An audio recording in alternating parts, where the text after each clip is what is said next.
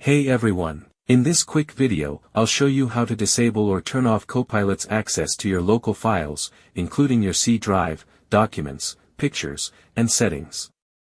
If you're concerned about privacy or data security, this simple setting will help you keep your personal files safe from AI access.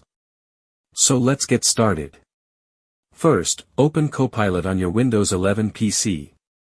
You can do this from the taskbar, sidebar, or by pressing Windows+C. Once Copilot is open, click on the sidebar icon to expand the full view if it's not already visible. Now, click on your profile image or account icon in the corner. From the menu, select Settings to open Copilot's preferences. In the Settings menu, scroll down until you find the File Search section. Here, you'll see an option that allows Copilot to access your local files. Simply toggle it off.